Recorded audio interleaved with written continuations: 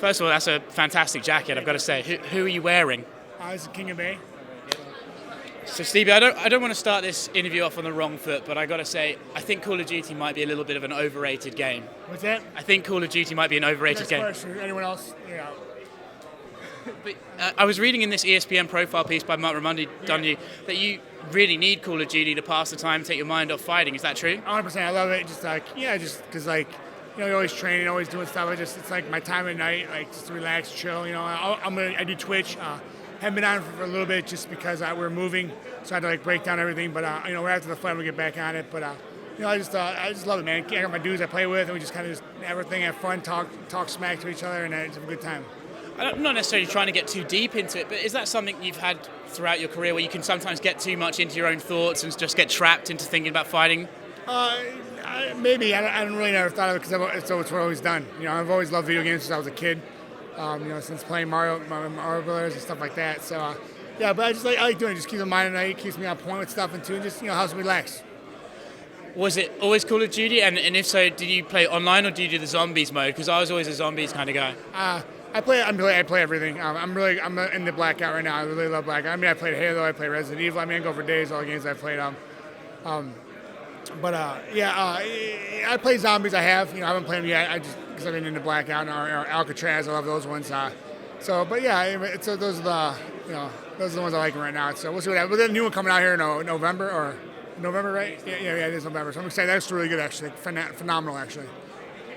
When you're at the top in fighting and you're the heavyweight champion, you are expected to be at the top of your game every single time you step out to the cage. It's very rare that you get an opportunity to actually take a year off and refresh yourself. Have you found that to be beneficial this time? Oh, 100%.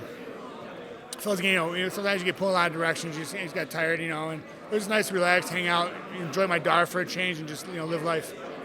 Were you surprised? I mean, obviously you were champion for ages, and you are the most winningest world heavyweight champion of UFC history. Were you surprised when you became the champion, you kept winning, how much more pressure and more stuff there was for you to do? Were you just always expecting it? I think in the first part, when I beat Verdum, it definitely was overbearing because I was not used to it. I was traveling so much. I was exhausted. But and then I kind of found a medium place. A median it's good here, and then I figured out cope with it. Not cope with it, but just kind of take it by stride. We'll get to Daniel in a minute, but I want to ask you some other stuff because I know you're going to get asked about him 100 times today. There was a time where you really wanted to box Anthony Joshua. How do you feel about him now? Because obviously he's not the world champion anymore. Yeah, no, listen, we all lose. It's part of the game. He'll be back, dude. He's tough, man. He's a fighter too. He'll be back. Do you think he'll beat Ruiz in a rematch? Yeah, I think so. I think I think he did some things wrong, and I think maybe underestimated him. The Ruiz is a really tough guy too. I mean, that guy brought it. If you had to rank Wilder, Joshua, and Fury 1, 2, and 3, which way are you going? That's a tough one. I mean, Wilder's, man, that guy hits behind, but Fury, that dude he's just a boxer, man. That guy, you look at him, you never think, and he just can move. He's head movement. Josh, I mean, it's a tough one. It's just it's hard to judge those guys because any day of the week, one of those guys can win. Which one of them would give you the most trouble? Ooh, I don't know. That's a good question. I never thought about that. Actually, it's tough because Josh Wilder hit hard, and I think with Fury, I think his movement. So they would all bring a different aspect to the game that may have trouble with. Do you think Fury beat Wilder, or was it really a draw? I didn't watch the fight actually. I watched bits and parts. I had an obligation I was doing, but I don't know. It's gonna be a tough one. I heard that people thought Fury won, but also he also dropped. You think so? Oh yeah. I don't know. I mean, I can't say, but it was an amazing fight though. Right, on to Daniel. We spoke a bit yesterday, and you were saying you don't get this whole thing of him talking about your feelings, and you just don't get it at all. You were saying that you think maybe he's just saying it to sort of build himself up. Are you just clutching at straws, or do you think that's really what it is? I have no idea. I really don't know where the feelings are coming from. I don't think that's the one time about my feelings or anything, or said I was butthurt. I don't know what he's talking about. I really have no idea. I really don't care, honestly. I'm the last person to have feelings.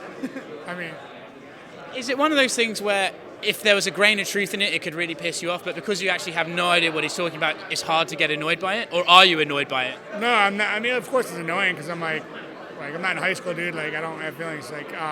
I'm a fireman, dude. You can't have feelings as a fireman because you show any kind of sensitivity, they're gonna drill you. So I don't know, man. If it was a grain of truth to it, I still wouldn't care. Dude, all right, like sure. I don't really. I wish I had a better answer for you, but I really have no idea what he's talking about. When you envision this fight on Saturday, do you think it goes just like the first one, except he doesn't land that punch and it ends the way you thought it was going to the first time? Yeah, 100%. I definitely was pushing the pace on him. I was taking it to him. I definitely, just unfortunately, it's a fight. We're France clubs. Shit happens. But yeah, definitely, come Saturday, it's gonna be not gonna be the same result, but it's me pushing the pace, me walking out with the belt. Appreciate you, Stipe. Thank you.